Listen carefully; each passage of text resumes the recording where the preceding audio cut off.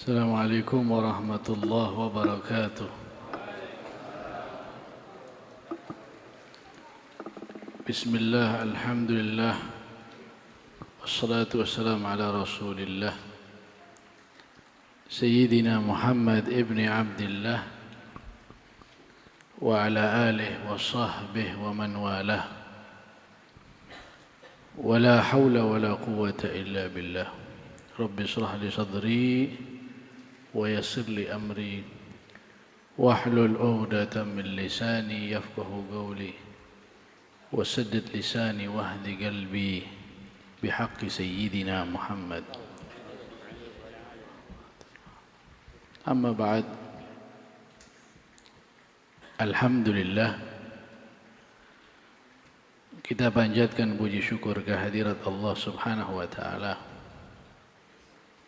Di malam hari ini kita bisa hadir, bisa datang di majelis yang kita cintai ini, Jam'iyah Ahlus Sunnah wal Jamaah. Walaupun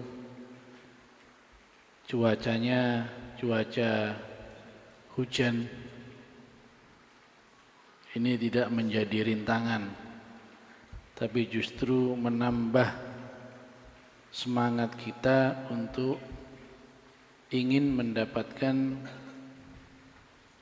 pahala yang besar daripada Allah Subhanahu wa taala. Karena kemanisan iman itu tidak didapatkan dengan mudah. Kemanisan iman itu tidak didapatkan dengan gratis, tapi melalui ujian. Ketika ada ujian, di situ kita baru bisa mendapatkan kemanisan iman. Salah satu contohnya ketika kita keluar rumah atau ketika kita membuka media sosial. Di situ ada ujian, ada godaan, ada wanita yang bukan mahram, baik kita lihat di jalan atau di media sosial. Ini bentuk ujian. Nah, di situ ketika menghadapi ujian itu kita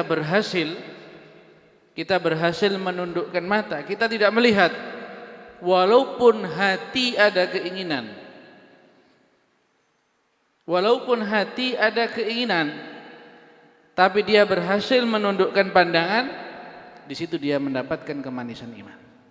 An-nadratu sahmun masmumun min sihami iblis al-marjum. Pandangan mata itu adalah salah satu panah daripada panah iblis. Faman taraka khaufa minallah atahu Allah imanan yajidu halawatahu fi qalbih. Siapa orang yang berhasil menundukkan pandangannya, dia tidak menuruti keinginan daripada setan,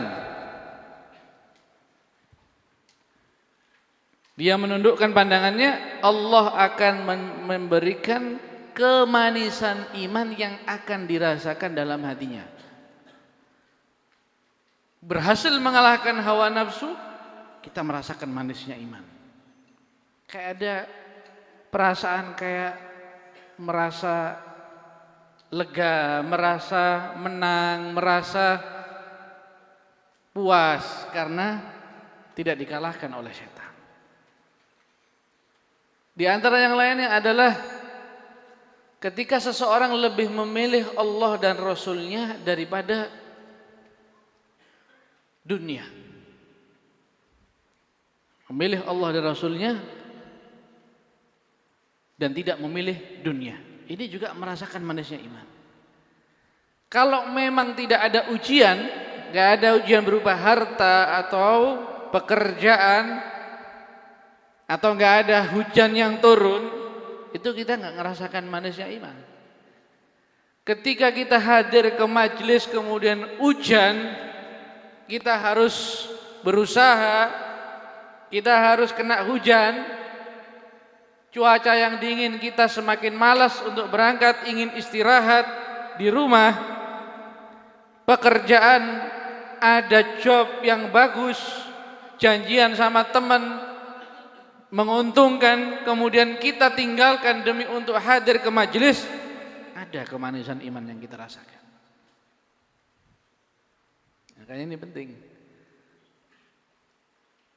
Kalau nggak ada kemanisan iman, nggak mungkin kita akan berjuang. Kalau sudah ada kemanisan iman dalam hati, kita akan berjuang. Yang kita korbankan apapun kita nggak peduli. Keuntungan berapapun, uang berapapun akan ditinggalkan demi untuk ibadah kepada Allah. Para hadirin yang dirahmati oleh Allah, saya ingin mengutip sedikit dari perkataan Al-Imam Ghazali radhiyallahu taala anhu wa nafa'na bihi fid dharain amin. Ini berkaitan apa yang sering disampaikan, diingatkan oleh para kiai, para asatid, para habaib, khususan Ustadz Marzuki Hasib hafidhahullah. Beliau sangat getol sekali, sering menyampaikan tentang pentingnya menjaga akidah. Baru kemarin khutbah Jum'ah di Masjid Jami' bahas masalah Syiah, bahayanya Syiah. Sekarang bahas Syiah lagi. Mungkin ya terpikir di benak kita, ini pembahasan nggak perlu diulang-ulang. Saya sudah yakin iman saya nggak akan berubah. Akidah saya tetap ahlus sunnah wal jamaah.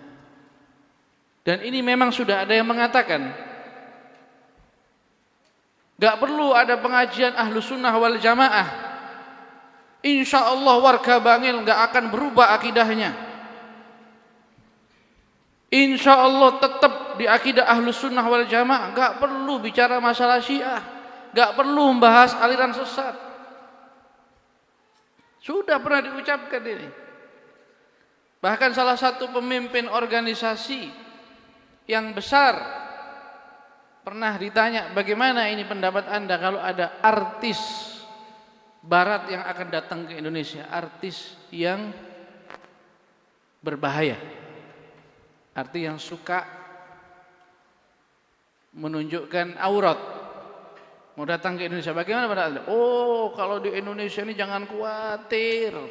Jangankan satu artis, 1000 artis dari luar negeri gak akan terpengaruh. Selama pokoknya tetap di ajaran ini, di organisasi ini, wah gak bakal berubah. Nah, ini bagaimana kata Imam Ghazali? Kata Imam Ghazali, tetap harus kita diingatkan setiap saat.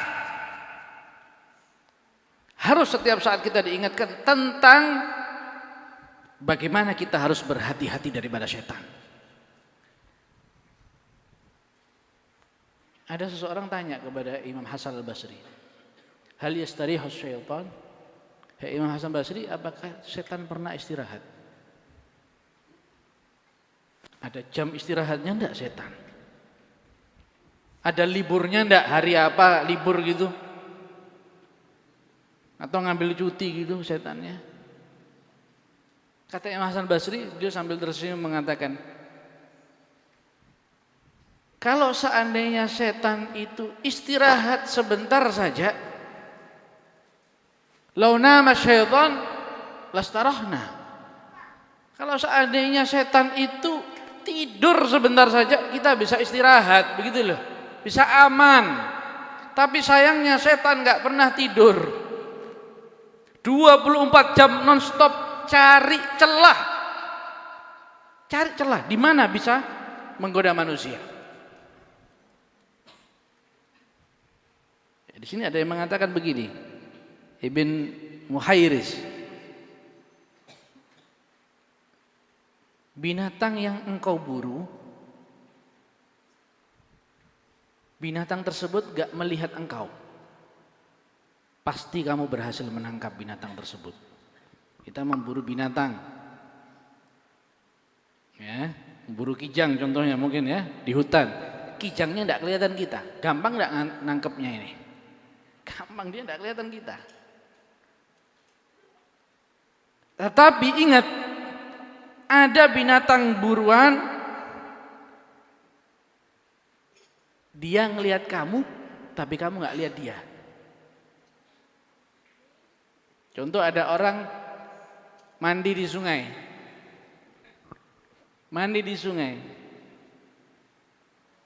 dia nggak sadar dia sedang dipantau oleh seekor buaya. Nggak tahu dia kalau dia sedang dipantau seekor buaya. Buayanya lihat dengan jelas, memantau. Ini bahaya, bukan kita memburu binatang, kita diburu. Setan seperti itu. Pertanyaannya, setan lihat kita, apa kita lihat setan?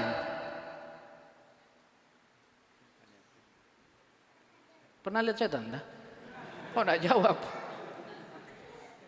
Pertanyaannya, setan lihat kita atau kita lihat setan?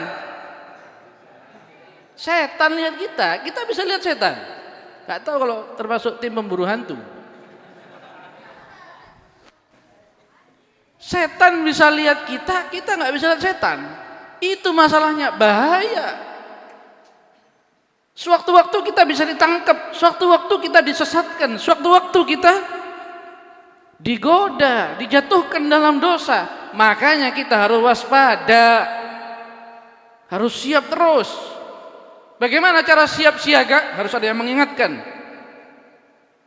Nabi SAW kalau ceramah pasti menyampaikan, Sabbahukum wa masakum.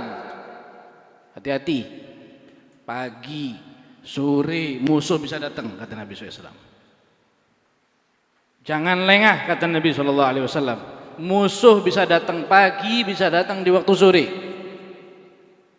Jadi para ulama, para asatid, para kiai, para habaib harus setiap saat mengingatkan.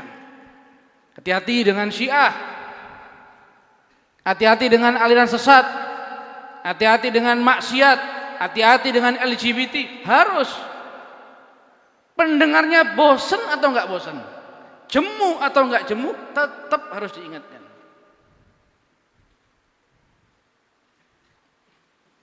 Makanya biasanya kalau Ustadz Basir tidak bosan-bosannya, terakhir pasti menyampaikan sholat subuh berjamaah, sungkem kepada orang tua, pulang selamat, berangkat selamat, pulang selamat. Ya kita nggak boleh bosan, ini suatu kebaikan, kita diingatkan harus terima kasih kita. Ini alhamdulillah. Jadi apa yang beliau sampaikan Ustadz Marzuki itu nggak ada tujuan lain, tapi ingin menyadarkan kita, mengingatkan kita akan datangnya bahkan para nabi mereka tidak pernah lengah, selalu menjaga diri daripada godaan setan. Padahal mereka maksum. Nabi ini maksum, tapi tetap waspada kepada setan. Kenapa? Karena setan itu cara menggoda orang biasa, menggoda ulama, menggoda nabi, beda-beda caranya. Kalau menggoda orang biasa digoda maksiat. Tapi kalau menggoda orang yang ngerti, orang alim, digoda dengan tahsinul bidah. Dia akan dikasih pemikiran-pemikiran, pemahaman-pemahaman yang bagi dia itu benar. Yang bagi dia itu benar. Makanya muncul aliran-aliran sesat ini ulama-ulama, orang-orang yang ngerti ilmu tapi merasa paham dia itu yang benar. Merasa lebih mengerti daripada salaf. Kayak Khomeini. Bukan orang bodoh loh itu. Orang pinter, saking pinternya sampai keblinger.